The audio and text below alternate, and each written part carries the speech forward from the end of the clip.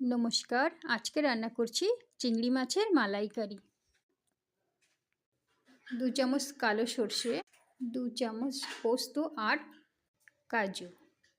তো প্রথমে আমি কড়াইতে সর্ষের তেল গরম করে চিংড়ি মাছগুলোকে ভেজে তুলে নিলাম।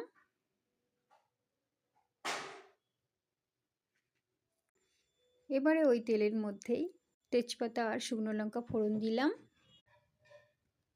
এবারে পেঁয়াজ আর রসুনের পেস্ট দিয়ে লালচে করে ভাজা করে নেব।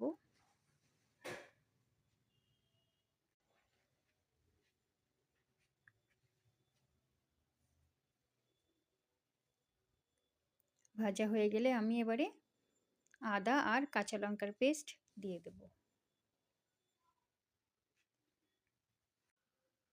এটাকেও আমি ভালো করে ভাজা করে নেব।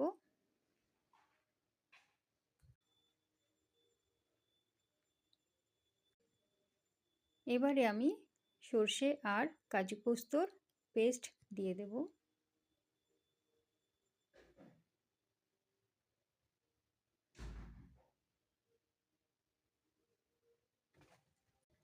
এর মধ্যে পরিমাণ মতো নুন আর একটু হলুদ দিয়ে 2-3 মিনিট ভালো করে কষিয়ে নেব। তেল ছাড়া ছাড়া হয়ে এলে হালকা গরম জল দিয়ে দেব।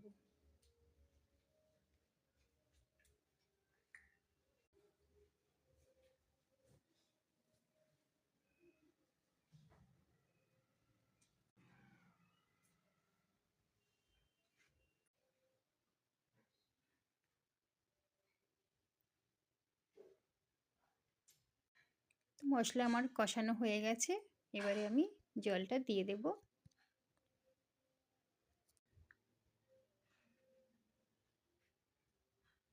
একটু নুন আর হলুদ দিয়ে আমি মাছগুলোকেও দিয়ে দেব।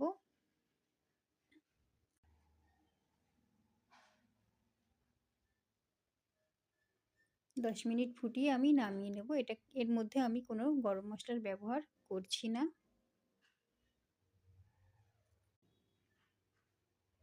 এই মালাইকারিটাও খেতে খুব সুন্দরই হয়।